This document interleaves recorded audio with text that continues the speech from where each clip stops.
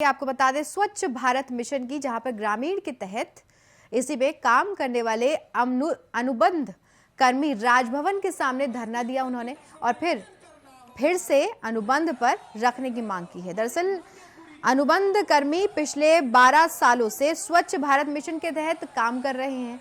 इनका अनुबंध इसी महीने दिसंबर में खत्म हो रहा है और राज्य सरकार ने इसी मिशन के लिए नए सिरे से फिर से अनुबंध के आधार पर नियुक्ति के लिए पत्र जारी किया है, जिसका अनुबंध कर्मी विरोध कर रहे हैं और उन्हें फिर से अनुबंध पर रखने की मांग कर रहे हैं। इस मुद्दे को लेकर के हमारे संवाददाता चितरंजन कुमार ने अनुबंध कर्मी से खास बातचीत की है, सुनिए। झारखंड में अनुबंध कर्मियों का आंदोलन समाप्त होता नजर नहीं आ रहा है। हर बार झारखंड के जितने भी अनुबंध कर्मी हैं किसी न किसी मांगों को लेकर आंदोलन करते नजर आ रहे हैं। आज राजभवन के समक्ष स्वच्छ भारत मिशन के तहत जो अनुबंध कर्मी थे वो आंदोलन कर रहे हैं अपनी मांगों को लेकर।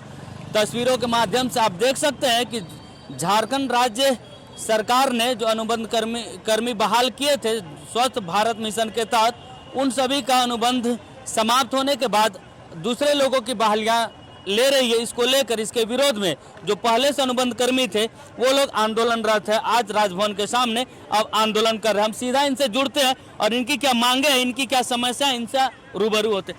आप लोग राजभवन के समक्ष धरना प्रदर्शन क्या कुछ मांगे हैं, क्या क्यों कर रहे हैं? मैं राज्य सरकार को मैं सबसे पहले नमस्ते करती हूँ। हम लोगों की मांगे हैं कि हम लोग स्वच्छ भारत मिशन में हम लोग को समायोजन किया जाए। पेयजल स्वच्छता विभाग के द्वारा अभी जल जीवन मिशन योजना जो 2019 से 2024 तक जो चलने वाली है, उस योजना में हम लोग को समायोजन किया जाए। हम लोग का अब एज नहीं बच रहा है। एज नहीं बचने के कारण हम लोग दूसरे फॉर्म वैकेंसी में फॉर्म नहीं भर सकते हैं, दूसरे सरकारी नौकरी को हम लोग ज्वाइन नहीं कर सकते हैं। हमारा जब एज नहीं बच रहा है तो फिर हम लोग क्या करेंगे? इसलिए हम लोग सरकार से अपनी मांग रखते हैं कि हम लोग को समायोजन किया जाए। क्या मांगे हैं आप लोगों की?